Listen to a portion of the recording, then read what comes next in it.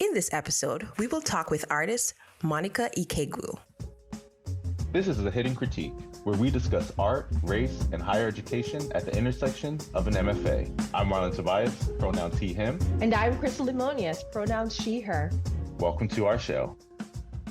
Monica Ikegwu, born in 1998, Baltimore, Maryland, is a figurative painter recognized for her captivating and unconventional use of color, texture, and composition. Through her portraiture paintings, she aims to give people a platform to display themselves in the way that they truly are without any limitations. Ikegwu is a recent graduate and earned her BFA degree in painting in 2020 and her MFA degree in painting in 2022. She's represented by Gallery Martis and Band of Vices. Her work has been acquired by the Muskegon Museum of Art, the Baltimore Museum of Art, and the Petrucci Family Foundation. All right. Well, welcome, Monica. We're so happy to have you and so glad that you are added to our list of artists that we actually get to talk to and engage with about your career and how you got your start and just overall who you are as an artist in this world. Of course. Thank you for having me. Yes, definitely. But before we get into things, because mental health is important in life, especially when you're living that artist entrepreneur lifestyle, I want to start with a question, a little temperature check. How is your heart, Monica? I'm doing pretty good right now. I mean, I'm taking a little break from painting. I felt like I was overexerting myself a little bit this past week. So I'm taking a little break, a week off just to rest my body and then reset before I start back in. But I'm doing pretty good other than that.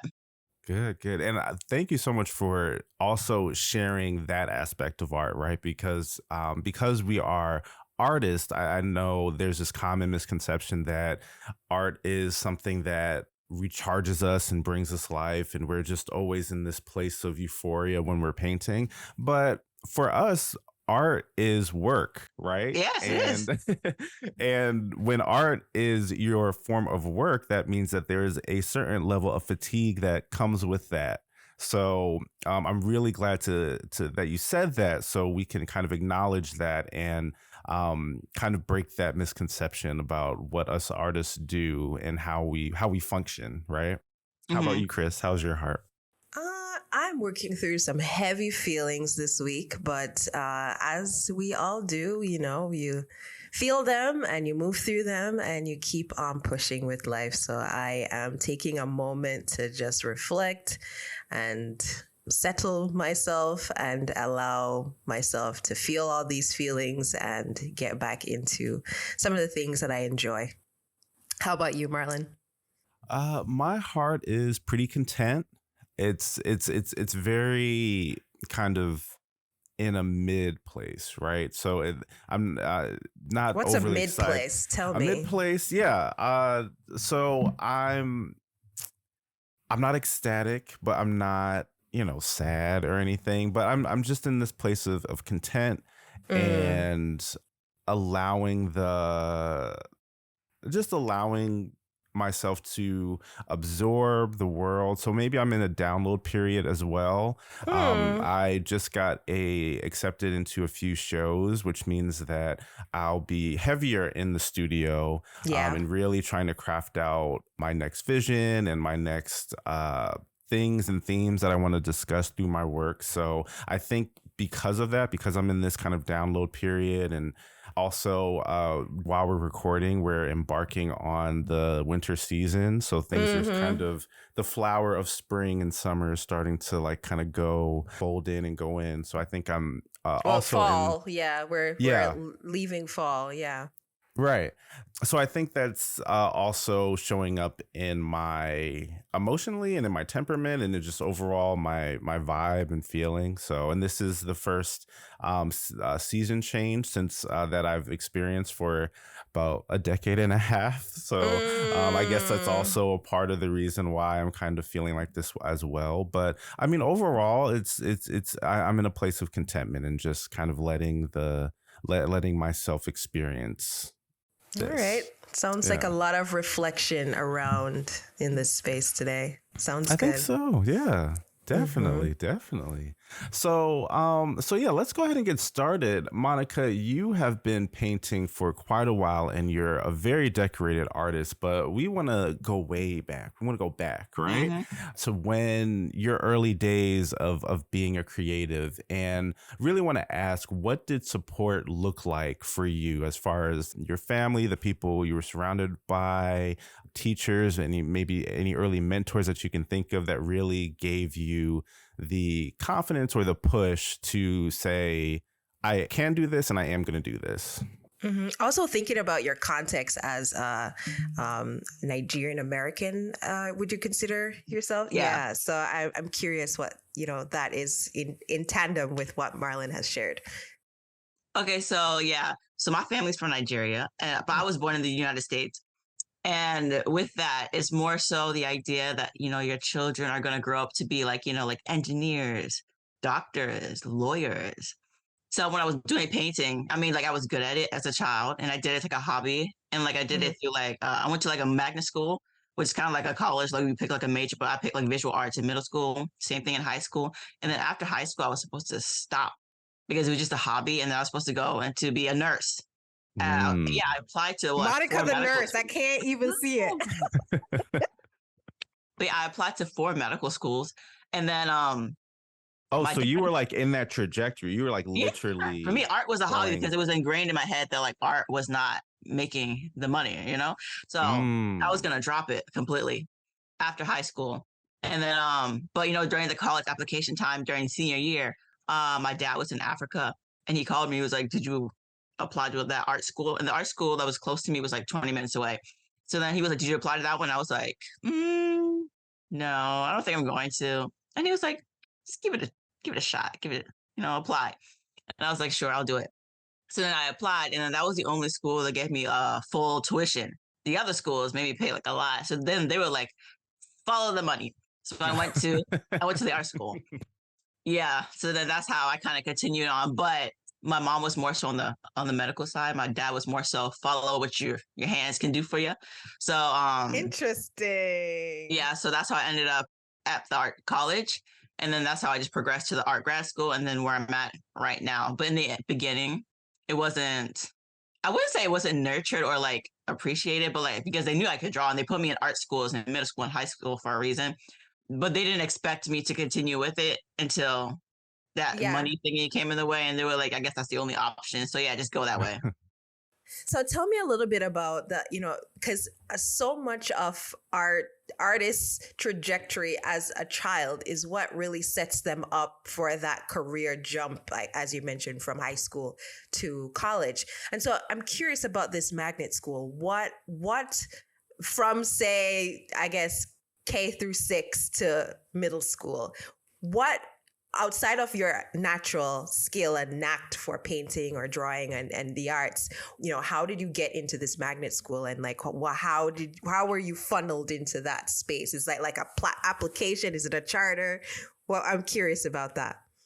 So we have like district schools where like in your district you get like assigned a school, but the magnet schools you can be in a different district, but you have to apply to get to them. So they have like application days. You send in your form, and then they give you dates where that you have to go to the school and you test. So like for the middle school, they would like set the kids up in a room and they have like a big still life in the middle of the table, and we'd all draw it, and then they'd grade it based off of the drawings and decide who gets to go to the school. Wow. And the same thing for high school. They set the kids up in another room. You draw for them, you take a test, you have like an interview, and they decide who gets to go to that school. So that's how it is. It's kind of like mini versions of like college entrance exams. Interesting. Because I think many artists have had these smaller experiences as children that has like set that trajectory on, in a path, because that means that you're already familiar with what it's like being measured with your skill from a young age. Fascinating. But yeah, and I will say that the college that no, not the college, the high school that I went to was more so very similar to the college that I went to. So the transition was so easy because it's very high workload. They had live models in class and everything. Yeah, it was that type of high school. Yeah. So yeah, the transition to go wasn't that different. Wow. So That's you were amazing. already studying what, like, because, so much of your work deals with the human body. Like, you were already studying anatomy from high school deeply. Yeah. Yeah. So I started painting in my sophomore year. So I've been painting for about 10 years now. So yeah, sophomore year, we were required to take an oil painting class. And then from there, you do the rest of the 3 years. And then, yeah, they have they have models, a woman and a man come in, nude models. And then you just draw from them, paint from them for classes. And then that was the rest of the 3 years. And then transition to college wasn't that much of a culture shock because I was already familiar with it. All right. You hear that, listeners? We're breaking the notion that like anyone is immediate success. Like she's already had 10 years in. Yeah, 10 years. 10 years solid. That's what? More than a quarter of your life. A good third. Yeah. That's amazing. Yes. And so leading into into the next question, with you growing as an artist, right? So you've really explained how you've got your formal training. So let's talk about like the themes and how you grew into that. So how have you navigated discussing the cultural elements of your work when you got to college with faculty who may not have shared or fully understood your cultural background while in grad school anyway? So in college, that's when I started mainly doing the portraiture development. So freshman year is kind of like you do the assignments, and then sophomore year, junior year, senior year, that's when you kind of get into your own development of your own work. And I will say it wasn't that hard working with the teachers in regards to my work, because even though it is like Black portraiture, it's like down to the core of it, it's still portraiture. So they're working with that. They didn't really have that much of, it wasn't that much of like a culture difference, just figuring out like, composition, color theory, all that stuff. So it wasn't that hard. And even if I did have like a cultural issue, I had a thesis teacher who was actually very informed of Black issues, the Black politics. And then she really understood and she would listen even if she didn't understand. So it was very easy to talk to her. She just had a lot of input and she knew what she was talking about. So it wasn't that bad. And just in regards to area, you went to school like in Baltimore for undergrad. So like you were in an area that is predominantly Black. Would you say that? Yeah, it was a predominantly Black neighborhood. Yeah. Mm-hmm. Yeah, it was like in the city of Baltimore. Okay. That's interesting. So there's already a population that one would really have to, a faculty coming into that space would really be working with predominantly Black and brown individuals and with interest in subjects around the themes of identity and everything else of that in regards to what color looks like. Because I know your palette in your painting is just so warm, so rich. And so even considering how you're, creating these complex uses of color and light, I'm sure was something that you explored a lot with faculty. I will say the school was not predominantly Black. It was a very small Black community in the school, actually. Yeah, I would say that. Yeah, I would say in all of my classes, there'd be probably max about like 2 to 3 Black kids in the classes. So yeah, it was maybe predominantly like white and Asian, I would say, but mainly a small community of Black people. Okay, so not necessarily reflecting the environment, but you're surrounded by a lot of individuals of that background in Baltimore. Yeah. Baltimore is predominantly Black in the school itself, not really, but yeah. Yeah. Okay. Interesting.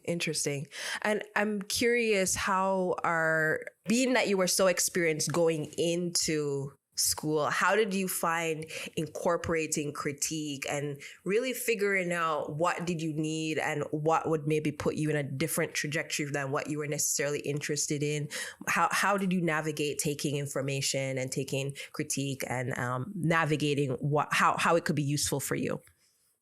I mean, the teachers, besides that one teacher that I did mention, other teachers, if they weren't experienced, they wouldn't talk about like the actual culture of like the Black experience. They talk about like other things. They talk about like composition, color, things that didn't have to involve with the culture aspect. So they wouldn't, if they didn't know, they wouldn't address it. But they talk about other things that they had knowledge about. So, I take the information there. So, you can get what you get. Yeah, I think that's very fair that you were surrounded by people by instructors that play to their strengths, right? And were very honest and truthful in what they could provide and clear on the critiques or the feedback that they would give. Like, I'm coming from this framework and I'm going to talk to you in regards to this framework. So I think that helps with really establishing and building a understanding and a relationship with that instructor. So you guys are both on one accord. Like, this is the specific feedback that I'm going to get from you. Yeah. And it allows you, the artist, to be a little bit more clear on whether to accept it or not, or how to accept it or not. So I really think that was really, really great for your instructors to provide that for you.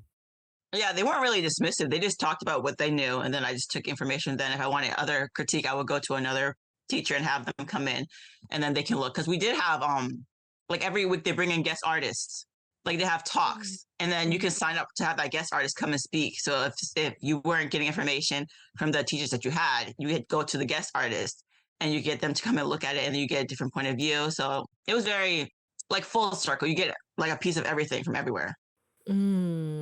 That's awesome. And how do you feel that the time that you had there set you up for the next step, which was grad school?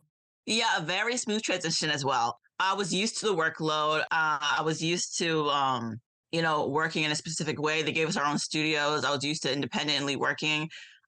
We took a professional development class, so that kind of set me up in a good way. So I was used to like documenting my images for applications and stuff like that.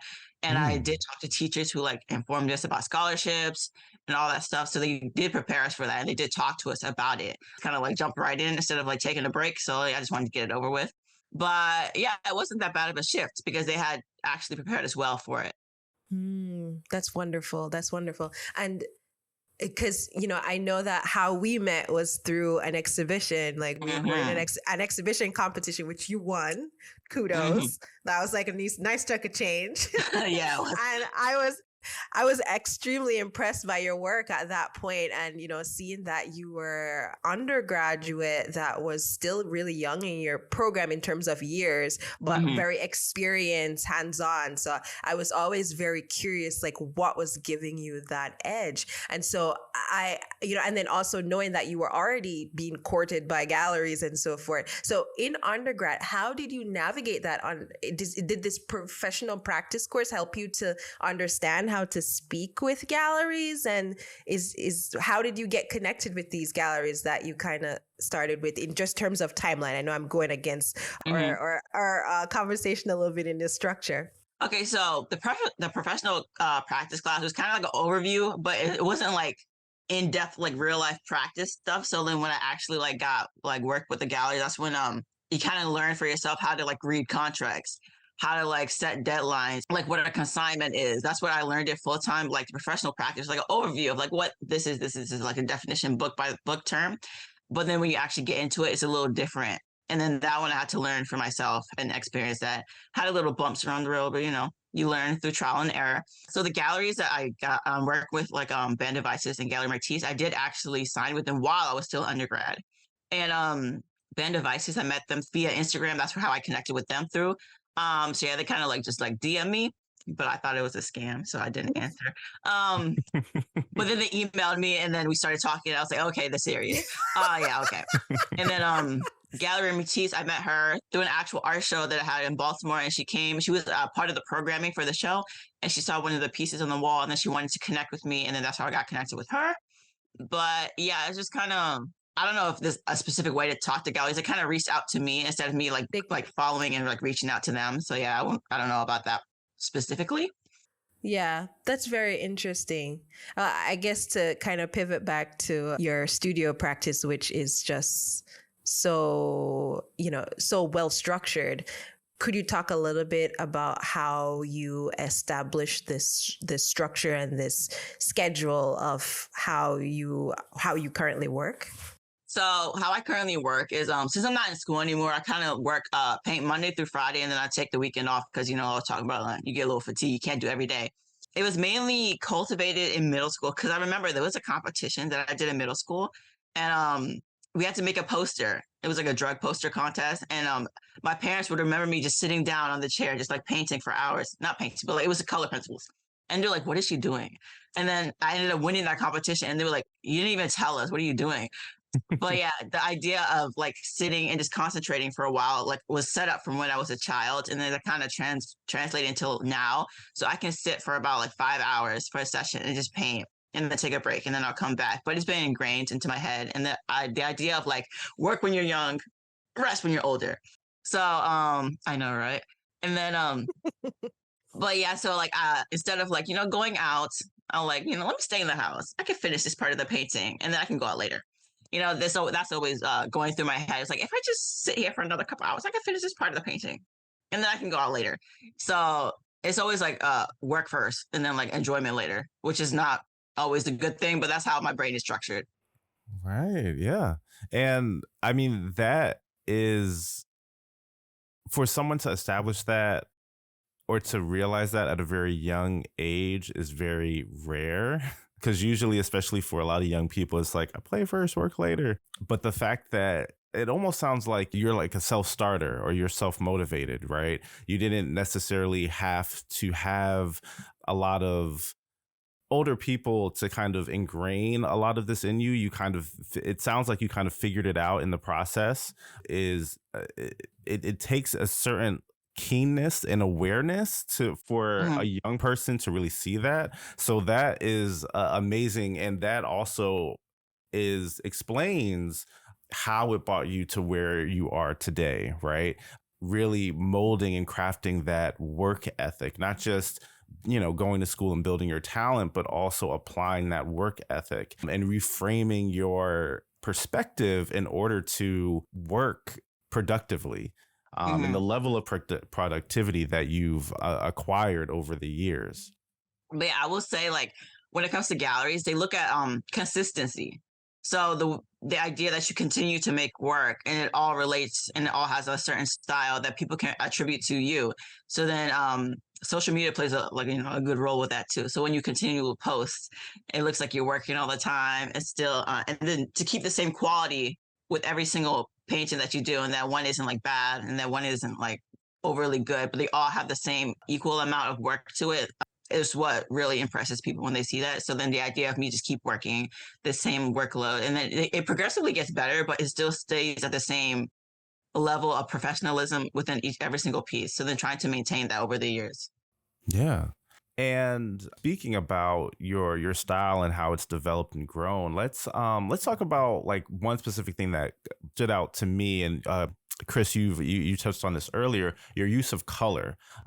You do have a rich color palette, very vibrant, and it seems like you designate your subjects to a specific color or monochromatic theme. So can you share with us how you developed your color strategies in painting?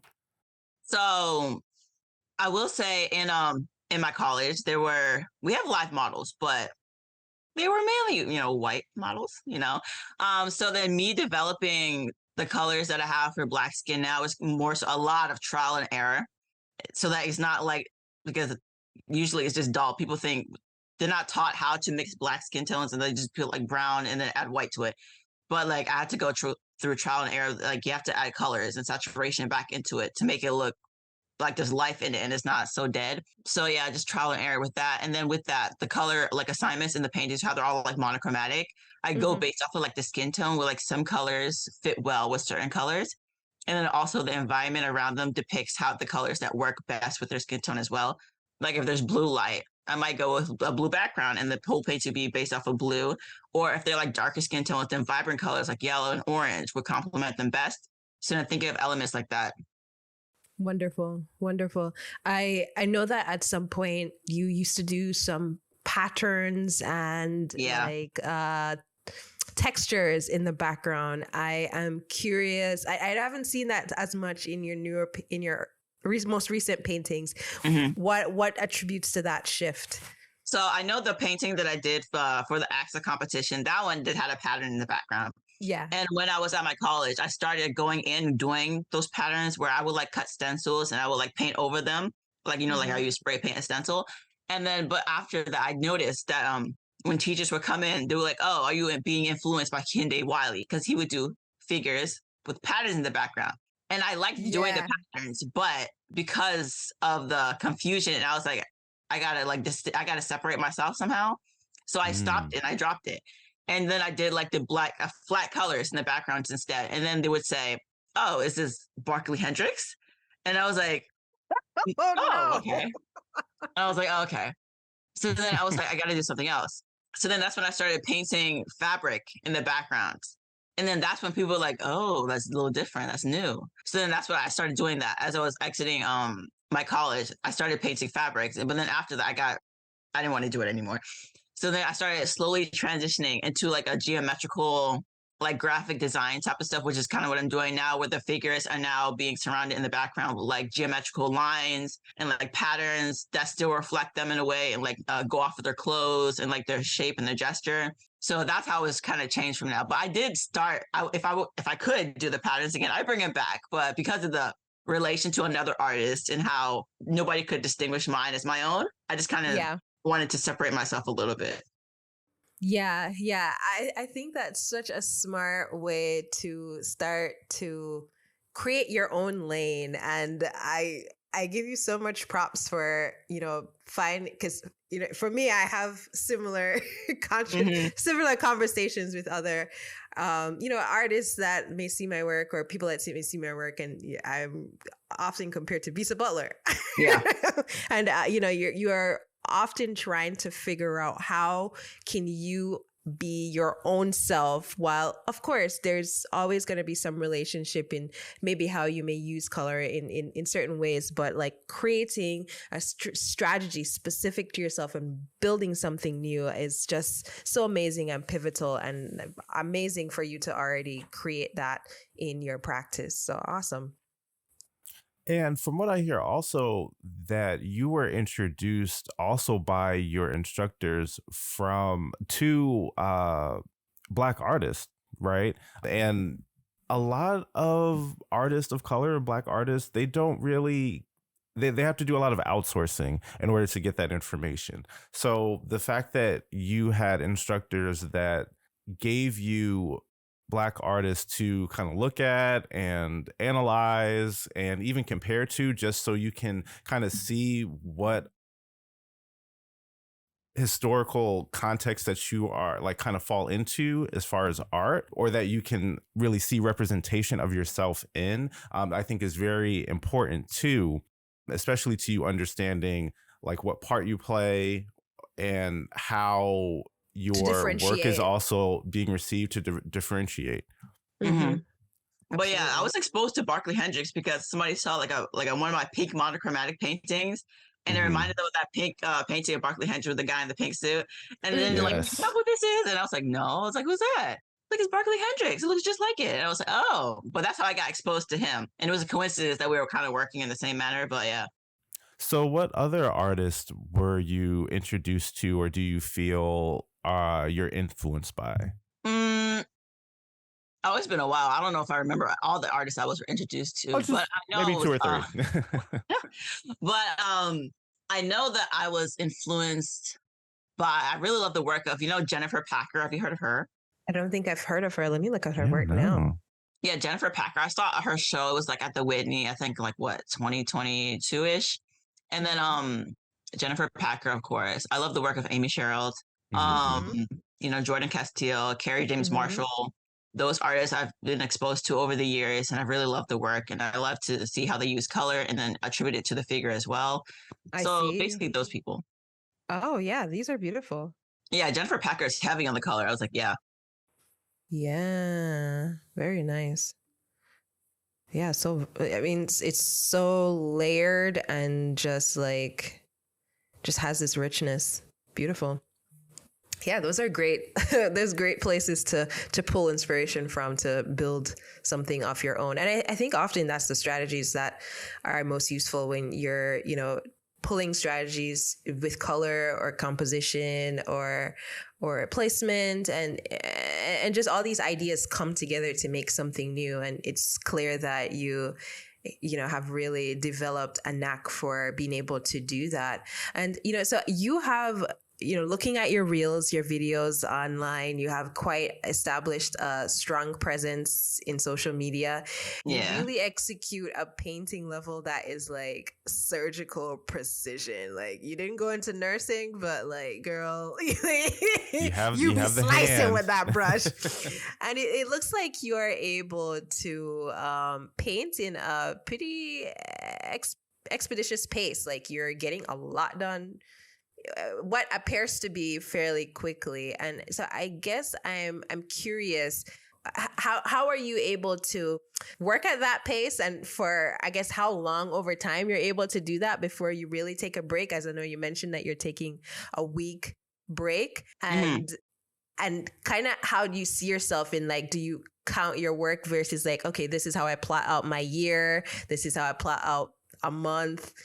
Just give us a little bit more details as to how you're making these choices in workload for your career. So over the years, I've been told that I paint relatively fast. So yeah, I'm able to crank out a painting. I usually work 3x4, and I could probably crank that out in like a week. But I do plot it out. Like, I work in kind of like a puzzle pieces. So like, I'll do the head, and then I'll cut it off, like, like where the shirt ends, and then I'll do the hands and the other skin, and then I'll do the shirt, and then I'll do the pants. And then I set out specific days during the week. I like do the head on Monday, the hands on Tuesday, the shirt on Wednesday, the pants on Friday, then the background on Saturday. And then I kind of just wrap it up. But I do spread it out over a month, depending on how much I'm doing. Like right now I'm preparing for a show, and I'm doing 2 paintings a month. So I'll spread it out like over the month, and I'll mark it on my calendar when I should do this one, when I should do this one.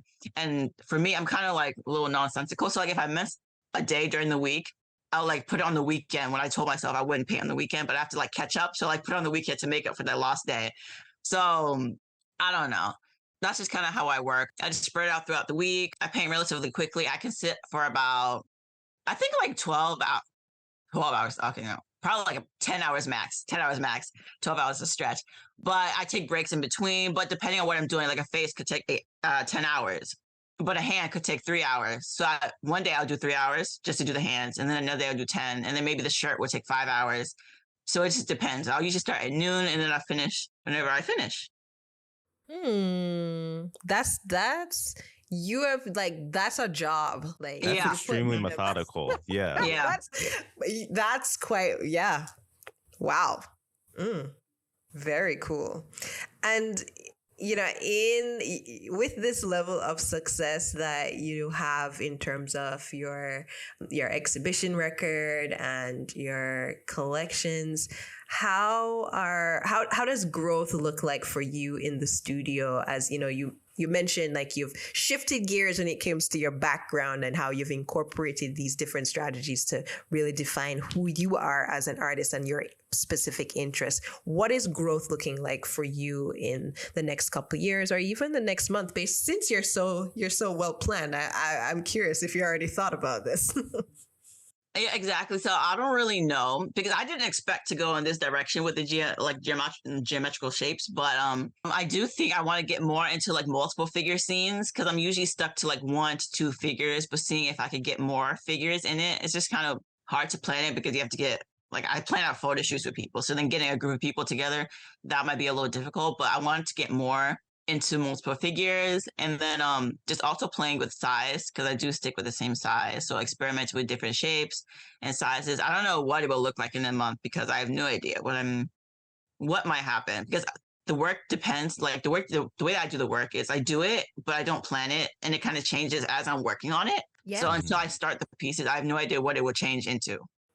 And so I just heard something that you just added to it, that you are planning photo shoots with individuals. So are these subjects that are friends, family? Like, how are you finding your subjects, and like, are you actually doing the photos yourself? Like, tell us a bit of that process. So now are you a photographer too? Is this another medium?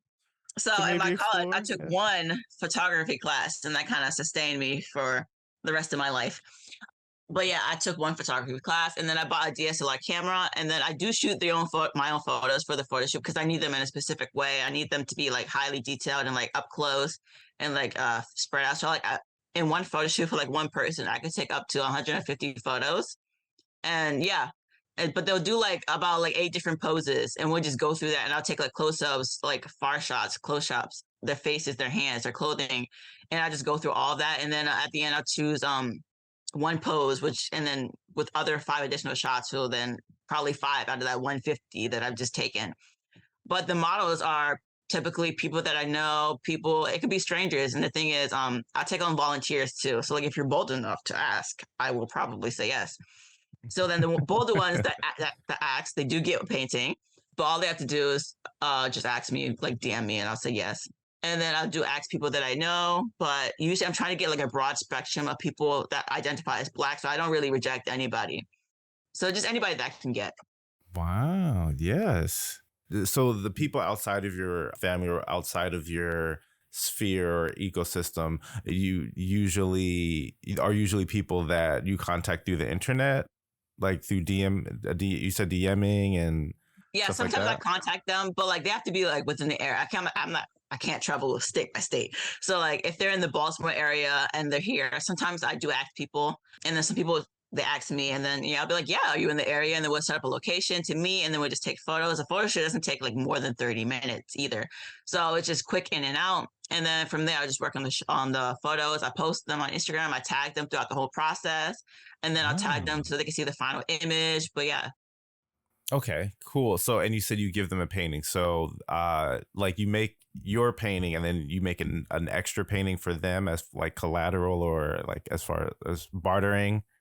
Like a study? No. When I give them, I mean like, well, they don't actually get the physical painting. The physical painting gets sold. I mean, I wish I could do too, but that's a lot. But like they give them a painting, like they get to see the process of it through Instagram. So like I involve them in the process of their painting being created. In the end, they get to see what it looks like, and I send them like little sneak peek shots as I'm making it.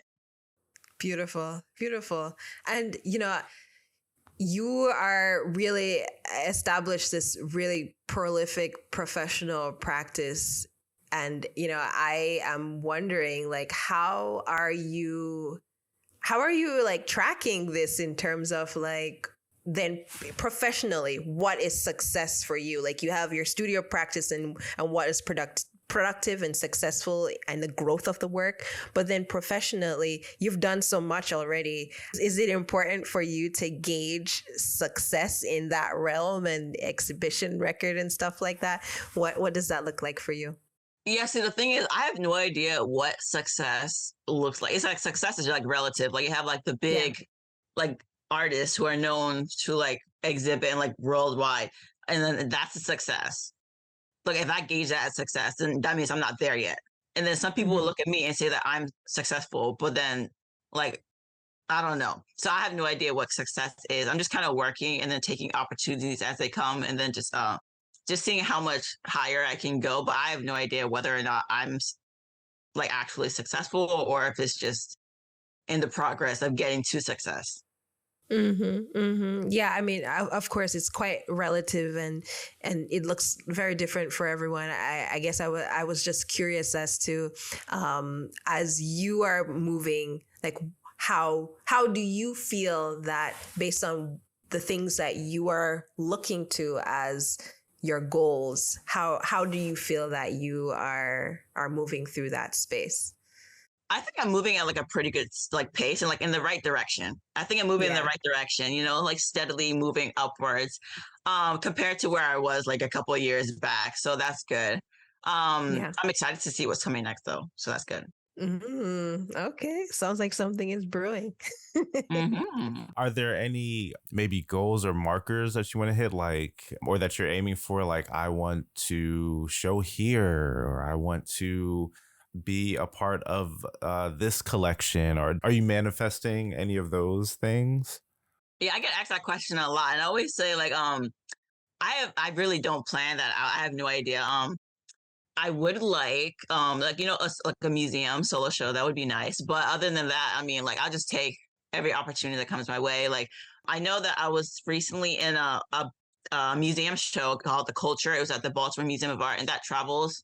It's now a traveling show. Like it's in St. Louis, and then it's going to Germany, and then it's going to Canada, and then it's going to Ohio. So that one, I didn't even plan it out. That just kind of happened. So you along the way. international, what you're saying. Yeah, international. It wasn't even planned to be that at first. So that one, I just kind of like, I was in it and I fell into it and it just kind of came my way. So then just hoping more of that. And so I'm not really expecting anything, not hoping for anything, but just, just working and then seeing where that would take me. Lots of flexibility. That's a great place to be. And, seeing how you have also incorporated social media and really being generous in sharing what you've found in terms of painting Black skin tones. I mean, looking at your instructional videos on TikTok is like a mixture of like, I need to try that, even though I'm not a painter as in painting, but it gives you that motivation to get into it regardless. Like, what strategies are you implementing to leverage these platforms? So I know from Instagram, my Instagram started when I was 12.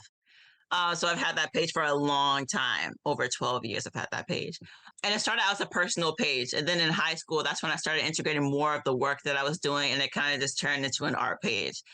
And then over the years of just posting consistently, posting at least once a week, just so you stay on people's pages and you don't like disappear. That one just kind of have like a steady growth of people. And then over the years, you find your community and then people find you and then they share your page and then people would just come along.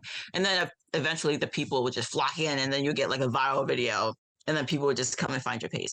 I find that TikTok is a little easier with gaining followers because the way the app is made, it just kind of provides more people to find you. But it's been a journey with social media. I mean, right now, it's kind of the algorithm is a little weird, but it's interesting. As long as you post and you keep yourself relevant and find new ways to make yourself, I think like different. I think that my videos are a little different. So people kind of like those a lot. That people will like eventually flock to you and your community will find you. So I'm hearing consistency, differentiation from the pack, and what's that last one? Really, really finding your community through just connecting with people. And you said, as far as strategy, you post once a week. Is that still a strategy that you use, posting? Because I know, and the reason I ask is that sometimes one can get really consumed by social media, right? And for artists, in some ways, that could be kind of like another distraction from actually painting or doing like or being like in the studio. So that is something that, especially as a professional, that's something that you have to manage as well. So I guess I really ask, like, how do you manage that and how do you organize that? And what is your strategy as far as implementing that into your schedule and not letting it take over your day to the point where you go on social media to do one thing and the next thing 5 hours later you're scrolling, right? So how do you kind of monitor that? So that happens to me too. This morning I was literally scrolling for about an hour. But I post once a week, and the thing is with my posts, I don't take like cell phone shots. You gotta be meticulous with it. So I shoot with my DSLR, edit it, and then like Photoshop it, color correct and everything, and then you take it to your phone and then you upload it on Instagram, the highest quality. Just so that kind of sets you apart as well when your photos have that high quality and it doesn't looks like a website more than just like your photograph with your phone. And I post once a week, usually on Mondays and during the times when like people are awake, like during the morning time. And then after that, I kind of just like post it and then just throw your phone away so that we don't get like obsessed with all the likes and all the comments. Like there's nobody liking it. There's no one commenting. You just throw it away for like 5 hours so that you're not like obsessed with it. And then you go do something else and then you can come back later at night and then check the progress of it so that it's not plaguing your mind all day. I love that. I love that. Yeah, you got a whole production there. A whole production. Yes, and then you have gotten a lot of opportunities through social media. It appears. I mean, the biggest that you've mentioned is Band of Vices reaching out to you, which you thought initially was a scam, but turned out to be quite otherwise. Tell us a bit if you do sponsorships, if you have ever done sponsorships and other opportunities that has come through social media since you have such a large presence. So I don't do sponsorships. I will admit that I get tons of emails for them, but I honestly don't want to do them. I feel like that just, I don't know, that's not my thing to just stand there and like hold the product and be like, you know what I mean? But I do get them through email. I think people are interested in small creators nowadays. So even if you don't have a lot of followings, people still reach out for you just to promote their product. I'm not into that type of lane, and I don't know. I was never with it, so I just never really wanted to get down there. But I do get sponsorships. I just don't really feel that's the direction I want to go with my page. Mm-hmm.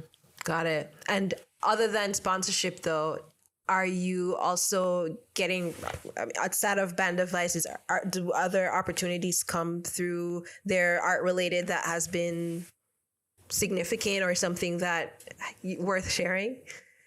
I will admit I get invitations for shows through emails. Sometimes I can't take all of them on because some of them come suddenly and then I don't have any work available. But yeah, I do get invitations for shows, invitations to participate as like judging for like competitions, or to like talk on panels. To like dry email me, and like I'm like, where did they get my email from? It's like, oh, it's linked to my Instagram. It's like I keep forgetting. But yeah, so I get opportunities from Instagram. Yeah. Wonderful. And I guess our next question kind of goes into a little bit about the finances. So, you talked a lot about your relationship. Well, a little bit about your relationship with your galleries. And I guess I'm curious, how are you, well, one, your commitment to like your gallery in terms of what does it look like for work delivered, and then the shows that comes from that. Like, I know many people that are probably listening to this aspire to work with galleries and have that type of established career. And so hearing a bit about how you for yourself negotiate that, and now within this relationship for a few years now, how do you manage the commitments that are necessary for that upkeep of work? So with working with galleries, it's really like a trust type thing. So like they'll give you a show and then they trust that you meet the deadlines to provide work for them. Usually for me right now, it's kind of like they'll propose a show and then I'll say if I have work or if I have enough time to do it, and then I'll say yes or no. Usually if I say yes, they'll tell me the deadlines, and then by then they'll you just keep them updated with the progress of it. And then when the deadline comes, you ship the work to them so they get it in time for the show. And then I have a gallery in Baltimore, so I usually just drive up and then just deliver the work in person. But yeah, that's basically how it goes for me. We communicate through email, hey, Monica, this is the show that's coming up. Would you like to participate? And I'll be like, yeah, sure. And then I'll be like, I can do like 3 works for this. And then you keep your word on that you can provide 3 works down the line. And it's not just like one small one, but like the size and the amount that you promised. And then, yeah, you just say that, and then you get their approval, and then you do the work, and then you give it to them, and make sure you have all the high-res images, and that you deliver them with all the the little hardware attached to this, so that they don't have to like struggle with that later on, and that you package it properly. You bubble wrap, ship it properly, and have insurance on the work in case there's damage. Does your gallery provide shipping, or is that something that you foot when you are shipping work to them? Oh, it's like contractual. So like, it depends. Like if I'm shipping it to them, like I take care of that. And then if they ship it to the people who bought it, then they take care of it. So, but it's written in all the contracts. Everyone's a little different, but it usually depends on the show. They'll like write up who's responsible for what. Got it. And how many times a year do you generally show with either of your galleries that then manages and makes your workload for the year? So it depends. Sometimes I do solo shows, and then for that one, I make the workload for like the whole entire year, and then at the end, I provide for the show. And then sometimes they have like mini like solo group shows that I can like participate in with like 1 or 2 pieces. So it just depends. It's not the same every single year, though. I will say that. But yeah, and then sometimes they have they'll ask me to participate in shows that they're not really affiliated with, but just to get my name out there, because for them, as long as the artist prospers, and they prosper as well. So like as long as they promote a lot, so they promote you, and they try to push you out there so that you can get opportunities, and the more opportunities that they get, that I get, they get as well. So it's kind of like a partnership. Got Wonderful.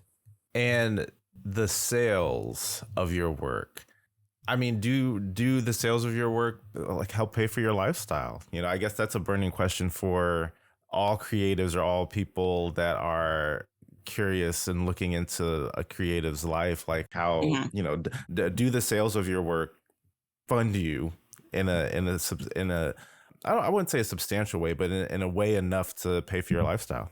So I will say that I still live at home with my parents.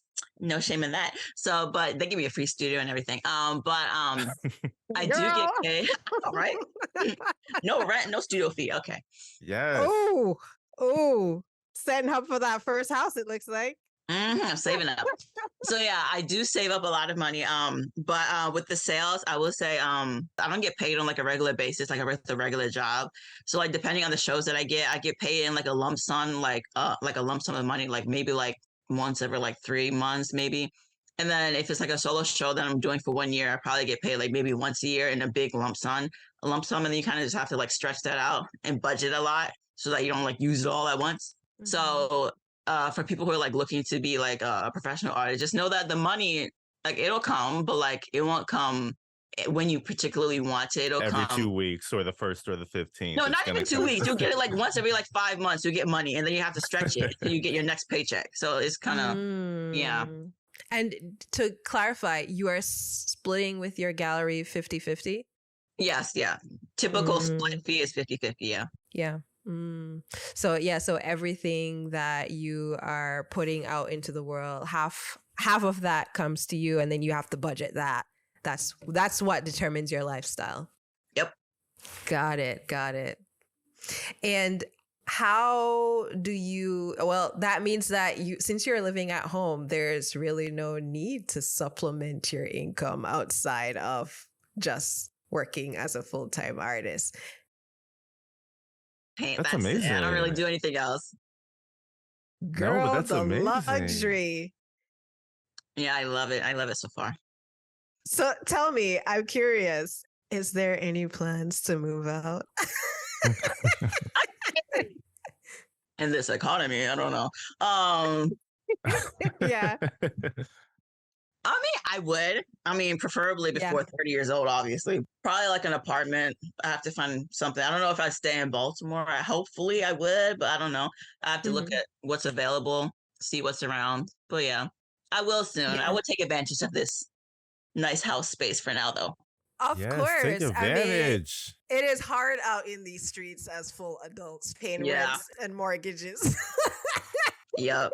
It ain't no joke. So you hold on to that as long as you can, girl. Awesome. Well, let's talk not work, because as artists, we are our creative space is our job, right? So what are you currently doing that is not paid labor, right? Or only for your creative enjoyment and nourishment? What are some of the things that you're doing currently? So I do, I go to the gym a lot, and then I like to do hair, like braiding, and then I'm also taking a language course too. What language? Yeah. I'm taking Korean. Like that's wild. I'm taking Korean. Amazing. Why Korean? Like during COVID, I started watching a lot of Korean shows as opposed to like American shows, and then from there, like I would have to like read the captions.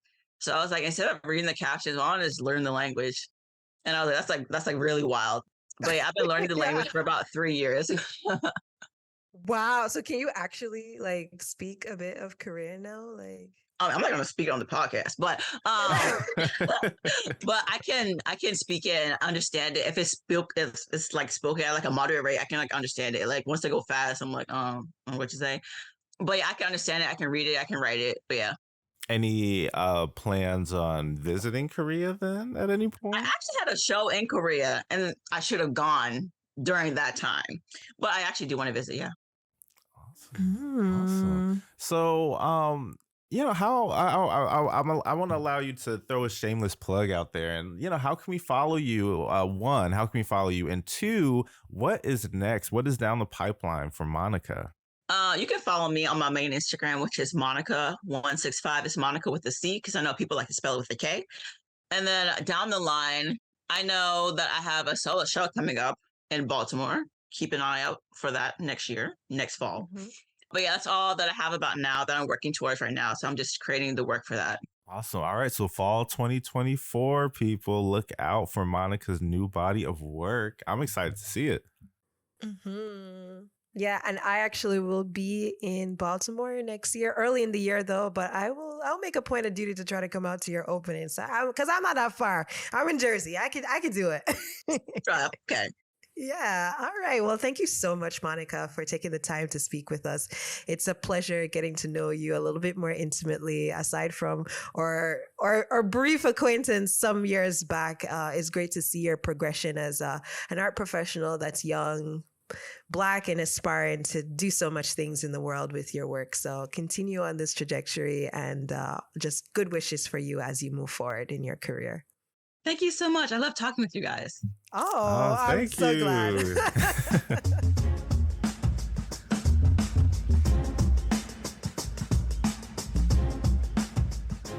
Thank you for listening to our episode.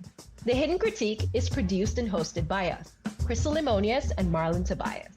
Episodes are edited by Kirsten Pettifor. Original music composed by Cesar Presa. If you like the show, you can review and rate this podcast via Spotify or Apple Podcasts. You can also like, subscribe, and comment on our YouTube page. For exclusive bonus content, subscribe to our Patreon at The Hidden Critique. Or join the Hidden Critiques Discord page to engage directly with us, the host, and build community with fellow listeners.